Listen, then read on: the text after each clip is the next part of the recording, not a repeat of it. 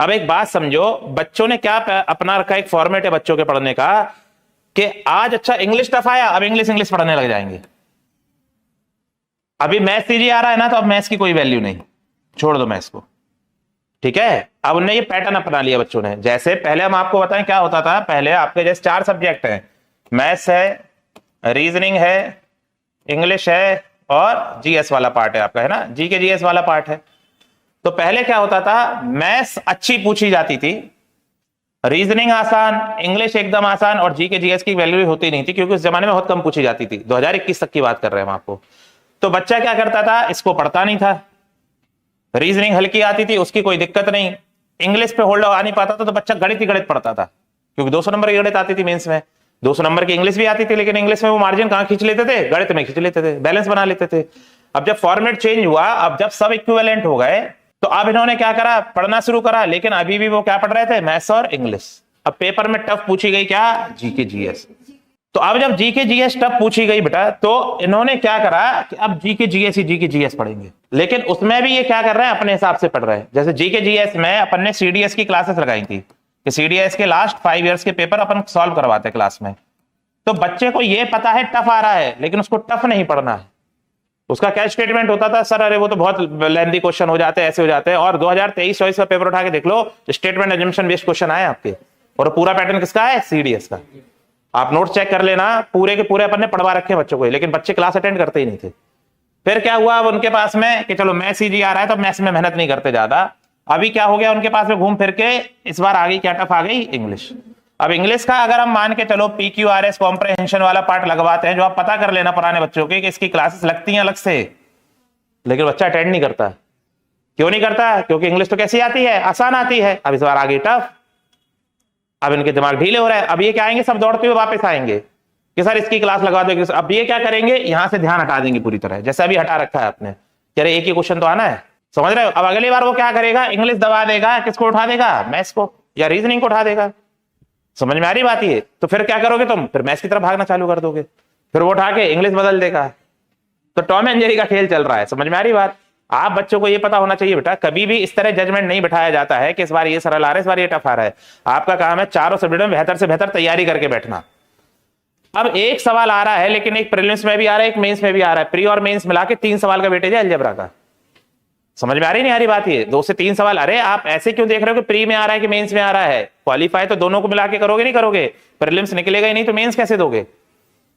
तो अगर आप देखो ध्यान से, तो 2 से 3 क्वेश्चन है, लेकिन उसके लिए पढ़ना पड़ेगा आपको, अच्छा खासा पढ़ना पड़ेगा। और अब आप ऊपर ऊपर से नहीं कर सकते, इसलिए हम लेवल 2 लेवल 3 की बात ही नहीं करते क्लास में। क्योंकि बच्चों से बोलो तो उनको अरे सर बहुत है, उसमें तो बहुत कैलकुलेशन है, सर उसमें तो ऐसा टाइप है, उसमें तो वैसा टाइप है, और एग्जाम में जब आ जा रहा है तो सिर पकड़ के बैठ जा रहे हो। पढ़ना तो पड़ता है, नहीं पड़ता भाई। अगर तुमको ऐसा पढ़ना है श्योर शॉर्ट कि भाई हमको कोई दिक्कत ना हो, चाहे इंग्लिश टफ पूछ ले चाहे रीजनिंग, तो उतना काम करना सीखो भाई। कुछ भी करवा दो सिलेबस में, उन्हें उससे मतलब ही नहीं है। ये अजीब व गरीब धारा देखी हमने हमारे मध्य प्रदेश के अंदर, समझ रहे हो। अपने मध्य प्रदेश के बच्चे को तो बल्कि ये सोचना चाहिए कि सर हमको थोड़ा ज्यादा पढ़ाओ, क्योंकि हमारी स्कूलिंग में वैसी पढ़ाई नहीं हुई। तो बच्चे को तो यहाँ ज्यादा डिमांड करना चाहिए पढ़ने के लिए। बच्चा क्या उल्टा डिमांड करता है, सर अलजेब्रा कितने दिन और चलेगा, हम क्यों पढ़ा रहे हैं, हम क्यों अपने हॉल इंगेज कर रहे हैं, हम क्यों अपने लेक्चर बढ़ा रहे हैं। तुमको जल्दी चाहिए तो जल्दी सही लो, खत्म करो बात को। अभी इसी फॉर्मेट में पढ़ाने के लिए इतना कुछ है बेटा कि आपको हम दिखाएंगे, और सारे एग्जाम में पूछे जा चुके हैं। अब दिक्कत वाली बात यह है कि इक्का दुक्का सवाल पूछा जाता है, लेकिन पूछा तो तुम्हारे एग्जाम में जाता है ना। इस बार ये पूछ रहा है, अगली बार ये पूछ रहा है, अगली बार ये पूछ रहा है, तो हम क्या करें बताओ उसके बीच में। अभी 2023 में उसने 2011 या 12 के CGL के मेंस का क्वेश्चन पूछा है 2023 के प्रीलिम्स में, पता है ये बात आपको। अब वो क्वेश्चन कहां से उठा के लाया, जाके वहां से। पढ़ाना तो पड़ेगा ना, लेकिन अब हमको जैसे अभी पढ़ा रहे हैं आपको, मान के चलो अगर आप ध्यान से देखो, अपन ने सिर्फ अभी क्या पढ़ा है, x + 1/x पढ़ा, क्या पढ़ा 1 - 1 2 - 2। अब अपन x + 1/x में 3 4 5 ये वैल्यूज पढ़ रहे हैं, लेकिन इसमें सिर्फ अपन ने क्या पढ़ा है अभी, x² + 1/x², x की पावर 4 + 1/x की पावर 4, x की पावर 8 + 1/x की पावर 8। अभी क्या क्या पढ़ना बाकी है, x की पावर 3 पढ़ना बाकी है, x की पावर 5, x की पावर 7, समझ रहे हो। फिर इसका बैक ट्रैक पढ़ना बाकी है। तो एक महान से पूछते क्लास में हमसे कि सर इतना पढ़ रहे हैं, ये काम कहाँ आएगा। फिर अगले दिन हमने उनको एग्जाम के क्वेश्चन दिखाए बोर्ड पे, तब उनको तसल्ली हुई कि देखो बेटा ये तुमसे पूछा गया है। अब एक बात समझो, अगर हम x की पावर 1 से पढ़ाना चालू कर रहे हैं, ठीक है ना, और x की पावर 1 से अगर हमको जाना है x की पावर 7 तक, ठीक है, और वो सवाल पूछ रहा है x की पावर 5, तो हमको सपना हो रहा है कि x की पावर 5 पढ़ाना है खाली, और अगर x की पावर 7 पढ़ाना है तो वो 6 से रिलेवेंट है, 5 से रिलेवेंट है, 4 से है, 3 से है, 2 से है और 1 से है। वो तो चेन ऑफ कमांड है ना पूरी की पूरी, उसमें आप स्किप नहीं मार के पढ़ सकते कि काम करते हैं अब एक्स स्क्वायर पढ़ लिया डायरेक्ट x की पावर 5 पढ़ लेते हैं, ऐसा नहीं होता बेटा। समझ में आ रही नहीं आ रही बात? तुम लोगों के साथ नेगेटिव ये हुआ है कि सिलेबस अभी भी तुम्हारा फैला हुआ है, नंबर ऑफ क्वेश्चन कम कर दिए उसमें। समझ में आ रही बात? ये सिर्फ इतना हुआ है आपके साथ में, और अभी विश्वास मानो क्वेश्चन का लेवल वो नहीं है जो पहले होता था। क्वेश्चन बिल्कुल भी उस पैटर्न पे नहीं है, लेकिन तुम्हारे पास जो कंटेंट अवेलेबल है, अगर तुम इसको पढ़ के जाओगे, जैसे अभी तुम किसी भी बच्चे से बात कर लो, पिछले जितने एग्जाम हो रहे हैं बच्चे, आप देख लो अपने बुक के बाहर, अगर एडवांस का कुछ भी पूछ लिया उसने, पता करो, चाहे 3D हो, चाहे टिग्नो हो, चाहे तुम्हारा कोई भी ज्योमेट्री हो, कुछ भी हो, सारे का सारा वो पूछ ही नहीं पाएगा, क्योंकि ये बुक डिजाइंड है बेटा 2021 के पैटर्न के हिसाब से, जब आपके 200 सवाल पूछे, 200 नंबर के सवाल पूछे जाते थे, और उस समय लेवल बहुत ज्यादा हाई होता था। समझ में आ रही बात? ये तो आपको पढ़ना पड़ेगा। अगर आप जल्दबाजी मचाओगे तो उसमें क्या होगा बेटा, रायता फैलेगा। फिर हमें कुछ नहीं है, जैसे हमें भी बोला गया था कि सर ऑनलाइन में थोड़ा जल्दी खत्म कर देना, लेकिन एक बात समझो, आज हम खत्म कर दे, कल तो हमें ही पलट के उल्टा सीधा बोलोगे। अब आप सोच के देखो, अगर हमने आपको एक्स स्क्वायर वगैरह पढ़ा दिया है, अगर हम ये क्लास करा रहे हैं तो लेक्चर तो हमारे ही बढ़ा रहे हैं। नहीं पढ़ा है तुम्हें पता ही नहीं चलेगा। क्यों? जब तुम्हें ये नहीं पता कि पेपर टफ आ रहा है कि इजी। सोचो तुम्हारी एग्जाम तो हो रहा है कंडक्ट। समझ में आ रही बात? ये बच्चा इतना डम्ब हो रखा है कि बच्चा कंसर्न ही नहीं है अपनी फील्ड को लेके, वो क्या तैयारी कर रहा है उसको पता ही नहीं है बेटा आज के टाइम पे। ये दिक्कत वाली बात है बहुत ज्यादा, इसका फायदा गवर्नमेंट उठाती है, तभी तो किसी भी तरह का नोटिस जारी कर दे रहा है एसएससी। देख नहीं रहा आप क्या तमाशा चल रहा है? किसी भी तरह का नाटक फैला रखा है उन्होंने। क्या कारण है? क्योंकि जो कंज्यूमर है वो सोया हुआ है। समझ में आ रही बात? ये आधे से ज्यादा बच्चों को तो पता ही नहीं होता हम कर क्या रहे हैं।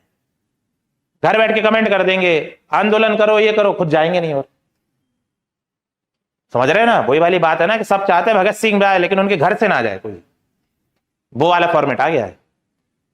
तो ये कैसे काम चलेगा बेटा? ये पढ़ना पड़ेगा, थोड़ा पेशेंस रखना आप लोग। हालांकि हम तो आपको इस कंटेक्स्ट में बता रहे हैं चीज कि आपके पास में जो बुक है आप लगा लेना पूरे पीवाईक्यू और अपनी बुक को मैच कर लेना। अपनी बुक 30% भारी पड़ेगी, हल्की नहीं पढ़ने वाली अपनी किताब। समझ गए बात को? लेकिन उतना पढ़ना पड़ेगा। अब ये मत करना कि इस बार इंग्लिश टफ आ गई तो इंग्लिश पढ़ेंगे अपन, क्योंकि आप लोग क्या करना, 2021 से थोड़ा पैटर्न एनालाइज करने की कोशिश करना कि 2021-22 के बाद में उसने किया क्या है। जीके जीएस टफ था, अभी तक ये सरल पूछ रहा था, उठा के ये पूछ लेगा, वो फिर ये पूछ लेगा। इसका मतलब क्या है कि चारों पे बराबर बेटेज थे। अच्छे से पढ़ो, एक बार में पेपर निकल जाए। आपको बता रहे हैं हम, अगर आप सिंसियर बच्चे हो तो एसएससी क्रैक करने के लिए ना बेटा, आपकी 8 से 10 महीने की कोचिंग और इसके बाद 6 महीने का सेल्फ प्रैक्टिस, बस। सीरियल की इससे ज्यादा औकात नहीं आज के टाइम में, अगर गवर्नमेंट एग्जाम ठीक से करा दे तो। और अगर आप पढ़ने में बेहतरीन स्टूडेंट हो तो इस 10 महीने के अंदर पेपर निकाल के बाहर हो जाओगे। अगर आप शार्प बच्चे हो, शार्प मतलब जो दिमाग जिनका अच्छा चलता है और जो डे 1 से 10 से 12 घंटे खुद से पढ़ाई कर रहे हैं, कि उनकी 5 घंटे की कोचिंग, उनने 10 से 12 घंटे खुद से पढ़ाई करी, कुछ दुनियादारी से मतलब नहीं, आप 8 से 10 महीने पेपर निकाल के चले जाओगे। मोहित गुप्ता जो AA बने हैं, वो 10 महीने में बाहर हो गया था पढ़ के, AA की पोस्ट लेके। समझ में आ रही बात? वो कैसे हो गया था? वो तो सबसे बड़ी पोस्ट है एसएससी की, उसका तो एक पेपर एक्स्ट्रा होता है, उसका पढ़ना पड़ता है। तो उसने 10 महीने में कैसे निकाल लिया था पेपर? वो कोई और काम करता ही नहीं था पढ़ने के अलावा, सिर्फ और सिर्फ पढ़ाई पढ़ाई पढ़ाई और सिर्फ पढ़ाई, कुछ नहीं इसके अलावा। तो कितनी जल्दी फ्री भी तो हो गया। आप बच्चे 2 साल 3 साल, पहले साल तो तुम लोग इंदौर घूम रहे हो। बहुत से बच्चों का तो ड्रीम है इंदौर आ गए अपन। कभी हम संडे को एक्स्ट्रा क्लास लगाते हैं नंबर 9 में, 30% बच्चा कमाता है। अब समझो ये क्या हो रहा है। अगर 30% बच्चा कम है तो वो बच्चा क्या पढ़ रहा है? बिल्कुल नहीं पढ़ाई कर रहा है। तो ये सब थोड़ा नेगेटिव से इनको ध्यान रखना पड़ेगा, लेकिन पढ़ना पड़ेगा बेटा, ध्यान रखना है ना। कैलकुलेशन आ रही है और अच्छी खासी आ रही है।